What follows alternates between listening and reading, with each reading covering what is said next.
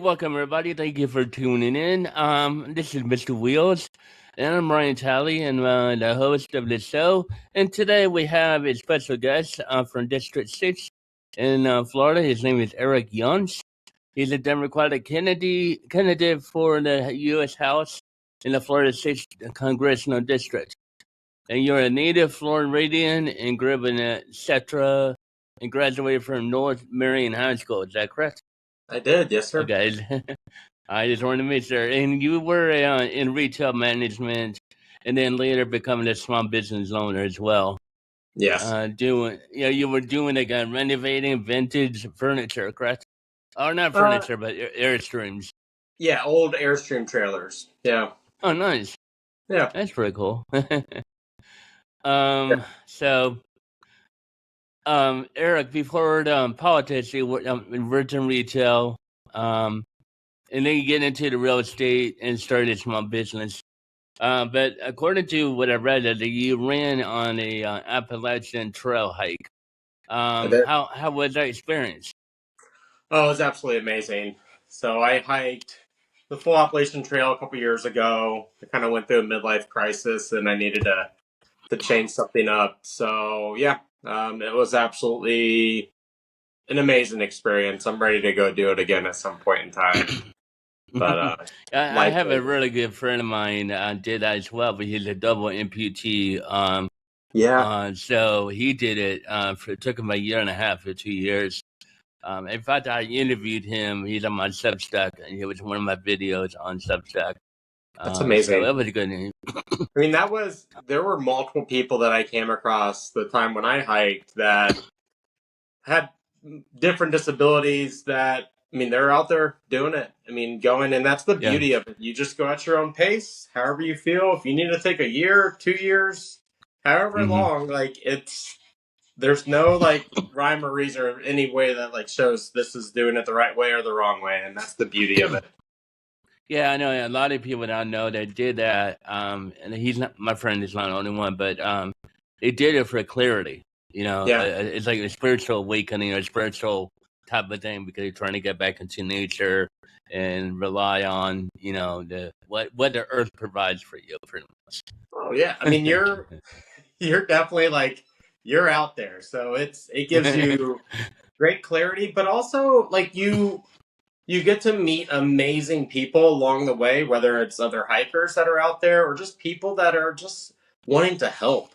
You're also just walking through communities that you would never walk through. It's not like you're visiting some of these very rural mountain towns. And I don't know, it just gives you a whole different perspective of the United States as a whole, and just people in general. And I mean, it gives you whatever you want. Like if you are out there for clarity, you'll definitely gain it. I mean, for me, it took a couple years to process. Even now, like I still process some of that time. How long ago was that? 4 years now. Oh, really? Okay. I can't believe it feels like it was just like fairly recently, but yeah, it's been 4 years. It was in 2022 is when I did it.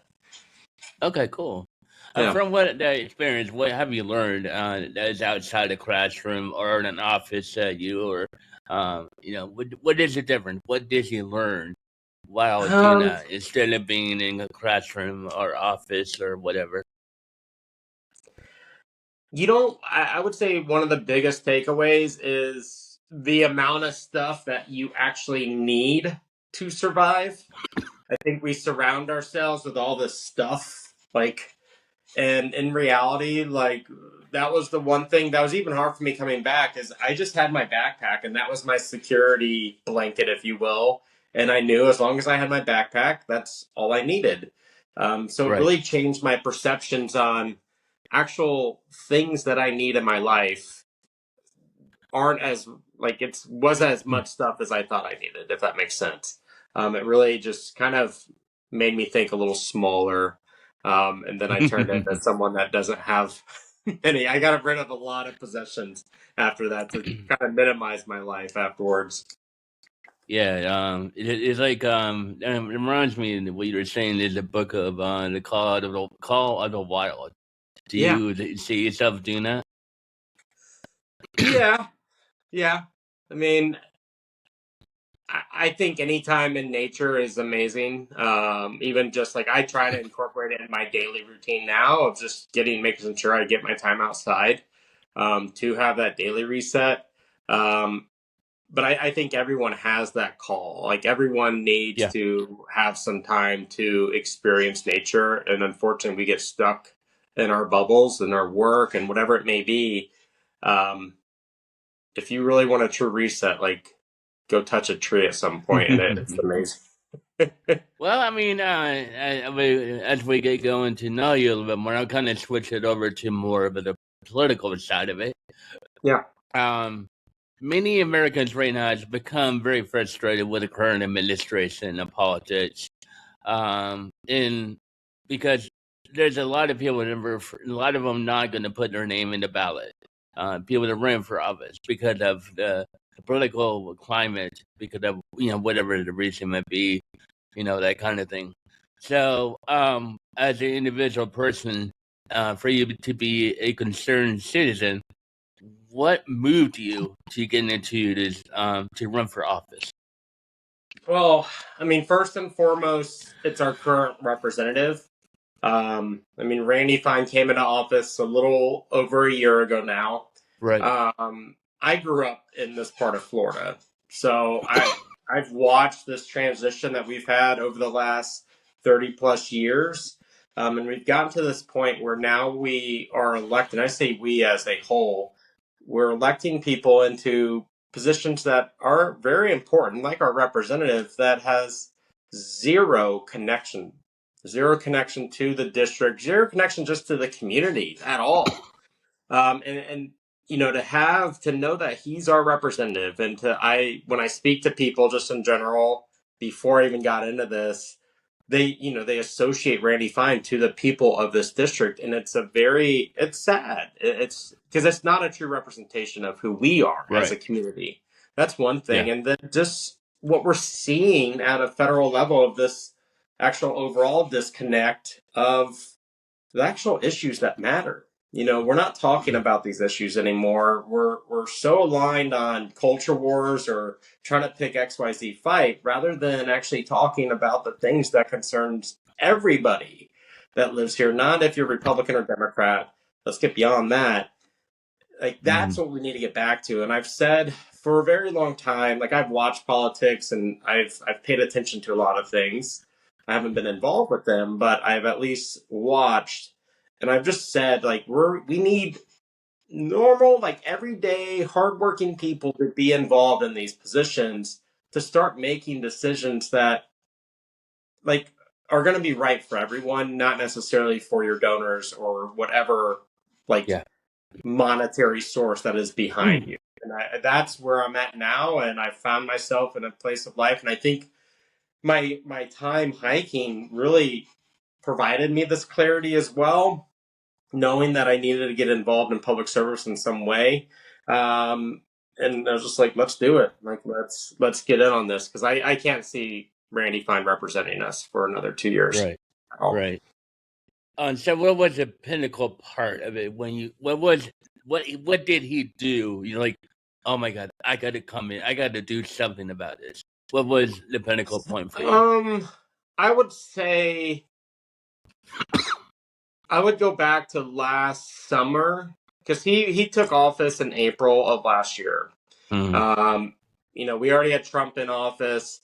Then Randy Fine gets elected in the special election. During that time, and even previous to that, the entire thing going on in Gaza, I paid attention to that quite well. And just knowing that an opposition voice was being silenced there, among other, like, very horrible things. And then seeing Randy Fine's rhetoric on a lot of it and calling for children to be bombed, just really dehumanizing people just because they have a different religion or a different background or ideology. And that's not what a representative is. That's what no one in our government should be that. Like, well, I mean, he's definitely playing into the puppet part of it for Trump. and we can see that. Oh, for sure, 100%. I mean, and he doubles down and basically amplifies Trump's messaging and takes it Yeah. to another level to rile up this base. He really does. Hmm. But that base is shrinking, and people are tired of hearing that rhetoric. Yeah, I mean, I think people around in the United States right now are tired because that's why a lot of the higher progressives are running for office now. But say, hey, there's one from Michigan, the primary, and also Madani being the Mhm. mayor of New York. So people are like, okay, there's something going on right now. Yeah. Everything's being fucked up because of the current administration. So people are like, okay, even the Democrats, I think people are sick and tired of the two party system, and I Yeah. think that's the reason why. I know you're running for the Democratic position, so with that, kind of segue into that, why become a Democratic candidate instead of independent or whatever? Well, one here in Florida, you have to be registered as whether it's independent, Democrat, Republican a year before you sign your papers to run. Correct. I made this decision to run, and I'm registered as a Democrat. I ran as a Democrat. And Right. also, let's just be real. Our system isn't designed for a third party to really get much momentum. Mm-hmm. It really it punishes you if you're not one of the two parties. I agree. Mm-hmm. Like this is beyond a party structure anymore. It's beyond left Right. and right. And I know a lot of people feel that way. And it honestly, it's been nice in this election to you know, people don't see this as winnable. I'll just be honest with you. Like, even on the Democrat side of things, they think this is a lost cause. And I love the Yeah. fact that I'm running on a Democrat ticket and to try to provide a different voice of things and try to provide a different direction and to show what this can be and what somebody to kind of break down stereotypes, Right. and Right. stereotypes of Democrats in general, and try to have some tough conversations because I think we can, if we can just get beyond what it is as a Democrat or Republican. That's very true. Yeah. Um, your campaign right now places the cost of living very much on the top of your agenda. A lot of people, families, concerned about the housing, insurance, and healthcare, groceries, and so on. Um, right now, we can tell that Congress it cannot simply order the prices to come down. So, what specific actions are you going to take as a member of the House? Well, Congress isn't doing anything because they're not working for us. And I think that's one of the biggest problems right now that we're seeing. And I think it's even more obvious as this administration goes on. But this is on both sides of the aisle. Congress has not worked for us because they're working too much for their donors. And a lot of these corporations or foreign lobbies, that's where a lot of the decisions get made. So that's one problem. It's going to take some time to turn this around. I think the immediate thing that anyone can do, especially new people coming into Congress, we got to get control of the tariffs that are going on. Tariffs are having a direct impact of prices that people are paying right now in this war that is going on as well.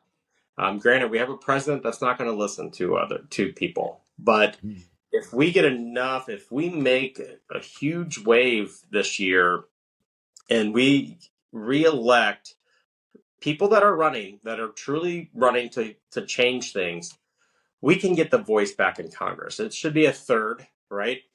Yeah. Like separation of powers, an equal separation of powers. We need to get that back, and we need to get Yeah. actual congressional voice back, some backbone in place to stand up against the things that are going on that can have an immediate impact, and then start thinking long term of what that looks like to make substantial change with cost of living, and that comes with getting the corporations out of our pockets, and actually making decisions based on the voters. Mhm. Um, okay, without increasing the federal deficit, how would you try to pay for the housing, healthcare investments, and everything? How would you do that without raising the deficit? If you do, Why, if you're able to do it, how? Well, I look at where we're at right now, and I see we're focused on the wrong priorities. So we have priorities right now of one, of course, a war and money going overseas to areas. I mean, we have billions of dollars going into foreign nations and whether promoting military or whatever it may be. We also have the wrong priorities here at home. I see here in this district, we are providing almost close to $10 million for beach renourishment. That's basically putting money into the ocean rather than investing in communities here that could maybe some type of affordable housing program, helping communities that are dealing with flooding, that we are saying it's too expensive to address, but yet we're spending $10 million elsewhere. So I don't think it's a matter of like we hear it's a matter of not adding on to the national deficit, and that's a problem with money. But when we want to go to war or anything, the national deficit doesn't matter. Yeah, It's not a naturally, topic of it, correct. you know? So I would say the money is here. We need to reprioritize where our priorities are as a country. Housing, we need investments in housing, but I think we could help Americans with housing in general with having controls in place. Because right now, Right. pricing is getting outrageous. Just Hmm. look at rent alone. Like we have some very rural communities here in the sixth district that are facing close to $2,000 a month rent. Hmm. And when you have an average income of your district, like family income of $63,000, how can you And afford yeah, $1,000 half of rent? it goes into rent. I know exactly. So, like, I would like, and this is one thing that we could impact. Now, granted, Trump's not going to sign it, but over time, some type of rent control measures. I mean, we have veterans and seniors that are on a fixed income that are being forced from like mobile homes because their mobile home lot rents are being doubled and tripled in some areas. We should have but controls in but place for that. how would it do? Because Florida has a law where there's no cap. They can't put a cap on rentals. Well, that's where we need to one Right. change. We need to look at who we're elected in the state legislature, and that's been a huge problem as well. I mean, we have 30 years of one party rule to where the state is now directed more towards developer and corporations than actual helping residents. So we need to change who we're actually electing into state office. But as a federal control, we could also put some of these things in place that says, hey, if you have somebody that is on a fixed income, on Social Security, on veterans benefits, and they're in some type of housing program, then their rent can't be like increased by X amount of percent. We could bring some controls in place for that. Right. Right. But do you have a specific plan for that? I mean, there's a current piece of legislation that is kind of working through. I know Maxwell Frost is working on some rent control legislation. I Right. would like to piggyback on that and try to get some of this as far as where I see particulars, because there's not anything in place that says anything for these people on fixed incomes that are facing eviction or facing just losing their homes. So I would like to piggyback on that. That'll just take some time to work through. Like none of this is going to be quick at all. That's for No. sure. We're not going to move on to infrastructure. I mean, okay, Florida is being built very quickly, housing, renting, and so on. How are you going to be able to improve the traffic? I'm going to give you a good example. I do work during the day. I literally work 8 miles away from Okay. home. Okay, because the school started today in my district. It took me an hour and 20 minutes to get to from my apartment all the way to What? work. It normally takes me 15 minutes. Wow. At the same time, they're doing construction. I mean, they're doing all the improvements. But what happened was, I live north of Riverview. You know where Riverview is? Yeah. Okay, I'm just north of there. I live there, north of there. So on the road called Boyer Road, whoever laid out the road messed up on the piping. They had to replace the whole system. It's going to take them 2.5 years. I'm So, not surprised. so with that being said, with my own personal experience, how can we correct that kind of problem? I mean, the I know it's sad thing tough. I is, know. well, I see it here too. Like I live in Ormond Beach right now. So we have A1A that has been under construction now for quite some time. That has been redone.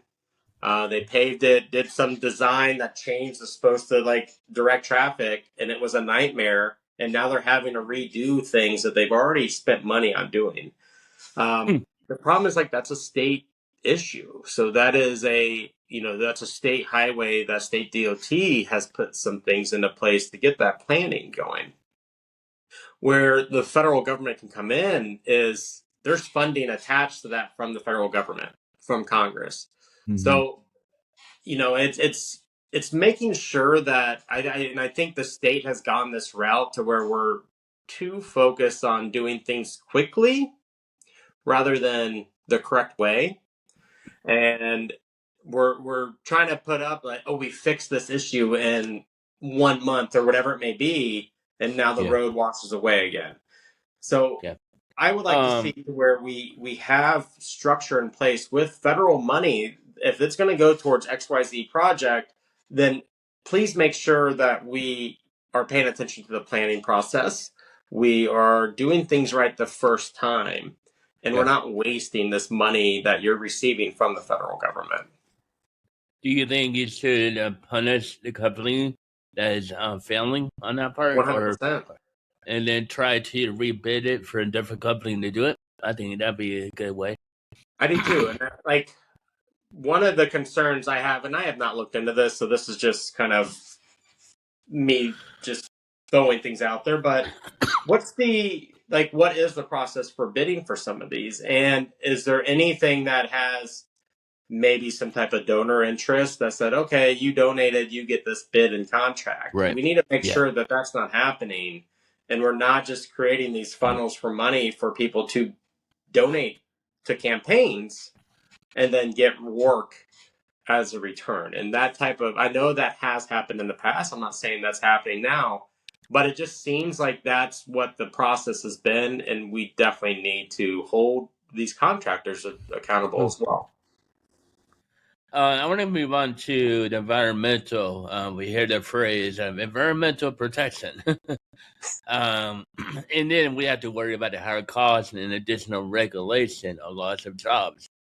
How would you make the case to protect the Florida's beach, wetlands, and springs and waterways and wildlife?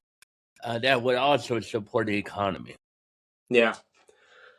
Well, one thing we need to get back to is trusting science and trusting professionals.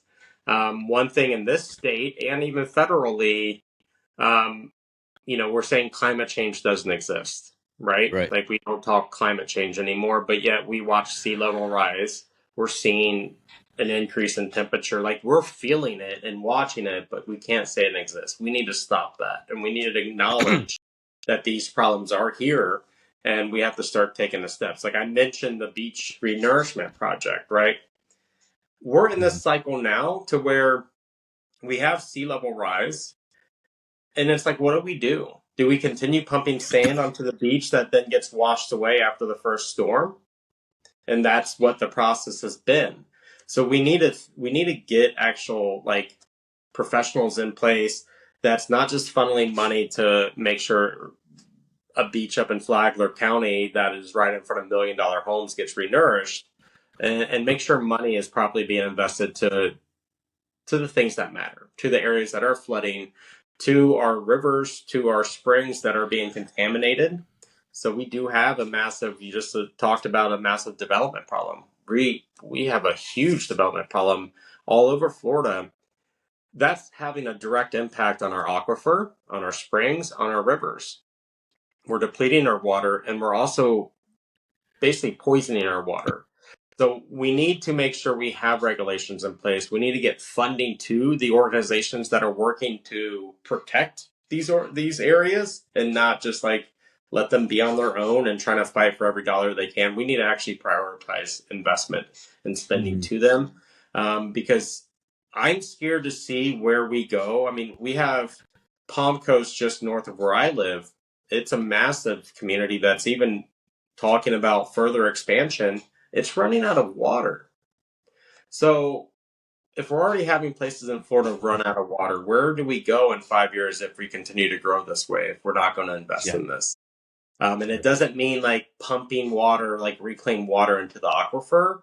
Like we can't do that, even though that's been proposed. Like we need to like really think about this and think about the environmental impacts, and also make sure that we're putting that on developers as well. I mean, we're going to have development in Florida. That's going to happen.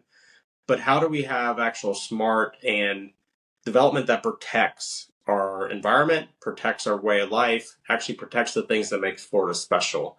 I mean, we need to put those regulations back in place. Mm-hmm. All right, let's get on to Washington. We're gonna kind of do this kind of thing. It's gonna be interesting here. You have called for banning members of Congress from trading individual stocks and reducing corporate influence. What are these reforms central to your campaign? Why is it that your focus regarding to that? The money in our politics is destroying everything. You think about anything like healthcare, for example, right?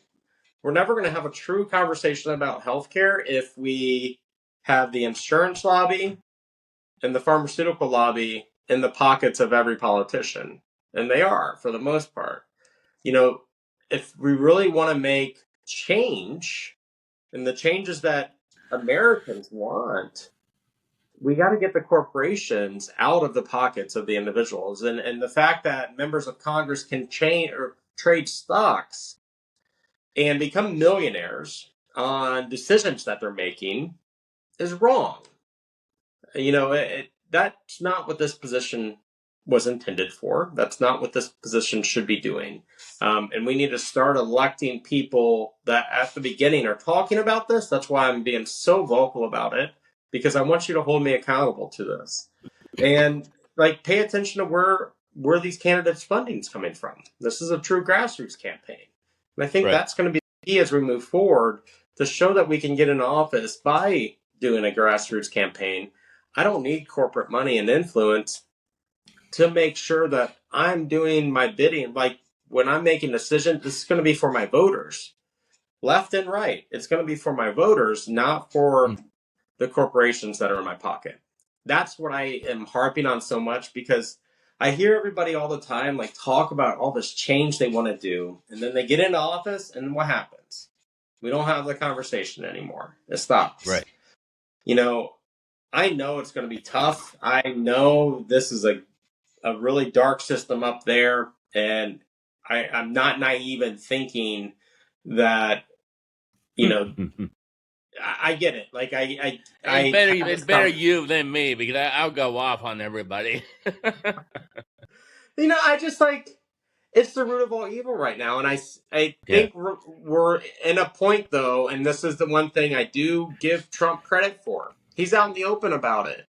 He's doing it out in the open, and I think people are starting to pay attention and see this, and to the fact of no one's stepping up to him, because quite honestly, they're all doing it. You know, and Exactly. they try to pass. They're benefiting off of him. That's why. Yes. I mean, I know people that are that watch you could watch congressional member stock trades and then do your stock trading the same as they do, and they're making money. And I'm like, that's great, but it shouldn't be that way. And I don't know, like I just come from this place of I at least need to try this. We need to try to reset this whole money in our political system thing. And it starts truly with who you elect. And if it doesn't, then we need a whole new system. But the money in our politics is the root of our evil right now, and it needs to change. From people that I've been spoken to, I've been an advocate for political change for myself. I've heard people say we need to burn it down and start over. Do you have the same view or what? I go through moments of that. I'm looking at this right now on a serious note of like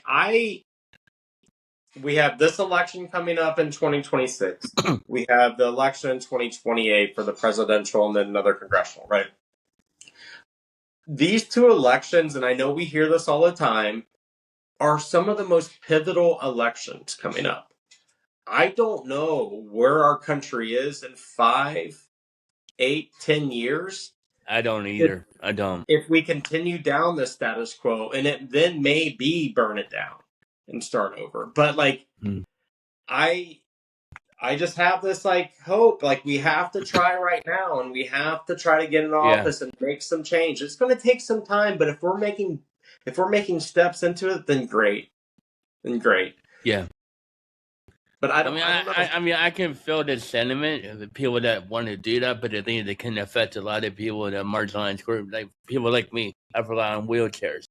I rely on Medicare and Medicaid myself. Not a Medicaid, I did Social Security. So if we burn it down, then it will affect me. So, right. I can see why people want to do it though, because they're so frustrated with the White House and Washington in general. So I can see the validity of the argument on that part.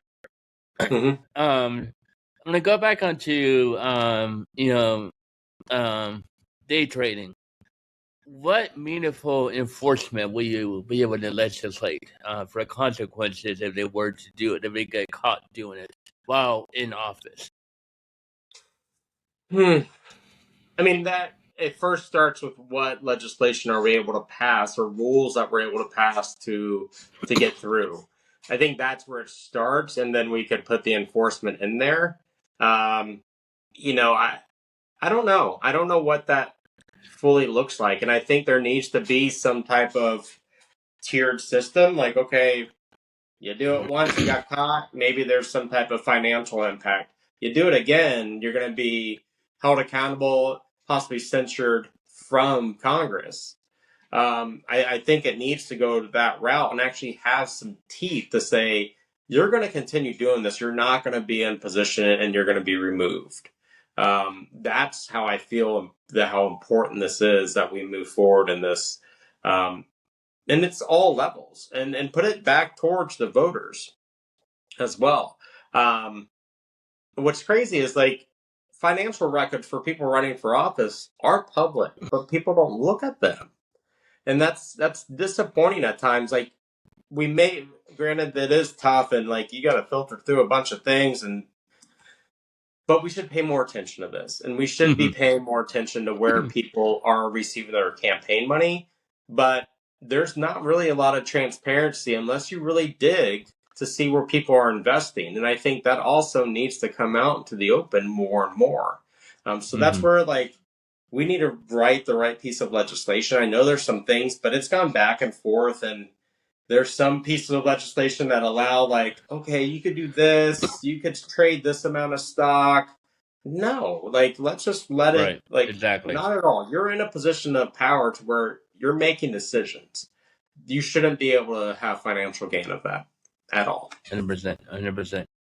100%. Your experience. You never held an office before, so there'll be some voters say, "Hey, that'd be great because you're young, you're ambitious, you're not really dated yet." No, I'm just kidding. So they might view that as a really good thing, while at the same time you may not be prepared for the stoppage of Washington because it's a behemoth of machine. How the hell are you going to be able to go in there and make that change? What can you tell the voters for that? The way I look at it is, I don't know. One, like, you could teach people how to operate different things. Like you could show me how a system works, how legislating works. Like let me watch it a few times. Let's get involved. That's like show me the rules. I'll learn it. But you're not going to teach me how to be empathetic. You're not going to teach me how to show gratitude towards people. You're not going to teach me how to be a leader. Like these are things that I've learned through life. And that's the experience, I think. And that's like a baseline of like just fundamentals that you don't need to teach me. And I don't think people that we elect in the office, we look for those qualities at time. We look for somebody that can listen intently and have actual like give time for people to express different ideas. And that's my like kind of rationale with this. Yeah, I have not been in political office before. I also know it's a crazy machine up there. And I'm going to make sure. I mean, one thing I did in retail is build great teams. That's how I was successful in my retail career, was building good teams of people around me. And that's what I will continue to do. I think that is what is crucial. Build the team of people around you that can help you move this forward. Then teach me how to what's the procedure in the house? Like I can learn all of that. There's Yeah. training programs for all of that. It's not like, Mhm. I mean, hell, Randy Fine, granted he was in the state house, he still needed to learn how the legislative worked in the federal government, Yeah. but he Very doesn't much. have empathy and he doesn't listen to anybody. So like, that's, You're right. I I, mean, I think empathy and connection is more important than anything else. As long as you're able to do that with people that you represent, I think a lot of yeah, people feel the same way. yeah. I mean, totally. Like, and I think that's, we've lost track, and I've posed this question to people before. It's like, what qualities do you look for in a representative? What does that mean to you? Does it mean that they have like some amazing degree from Duke or Harvard, that they've had, like CEO or lawyer experience? Like, where has that gotten us? Like, Right. why does that experience matter more than somebody that was a retail worker or a first responder or whatever it may Right. be? Or a business owner. Like, yeah, exactly. Right. It's Um, like we need to reprioritize even our thoughts of what this position is. you can correct me if I'm wrong, but you have a very, very strong stronghold with Trump supporters, right? Yeah. Yeah, for the most Yeah. part. Okay. How would you convince them to have they vote for you as a representative? Well, I'll go through what my plan is post August 18th. So after next Tuesday, say I win the primary, move on, you know, it's going into these uncomfortable areas. It's going into Republican meetings if I'm allowed and invite, like I'm going to ask to present. It's going into these areas, and I don't need to convince anybody to think differently. I think that's one thing that we get in our head sometimes. It's like we forget that everyone has a certain lived experience that has brought them to this place in their life of where they're at. I go back to, like I said, I grew up here. Like I've navigated this area and I understand how conversations kind of go. And I think one key thing is missing is um, when there's a difference of ideas, it's people trying to convince the other that they're wrong, and Right. then people shut down. That's not what I want to do. And Right, that's good. I think where I come in on this, how I feel about it is, I'm going to present who I am, what I stand for, what I want to do. Because we've lost that. No matter like Democrat or Republican, we've stopped talking about actual issues for people and have kept on like culture wars. Mm-hmm. We need to get back to speaking about issues. Like, let me help you understand this, regardless if you're Democrat or Republican, and where the impact of the current government is on this. These are the conversations that I want to have. And then it's listening. I brought that up earlier, like being able to listen. And I think that is going to be key of just tell me why you think differently. what is it that I presented to you, and then you present to me why you think differently, and being able to hold a conversation with that, not with the intent of trying to necessarily change their point of view, just giving them a little bit extra knowledge, or maybe show them or tell them something that they haven't heard. And it's ultimately to build respect.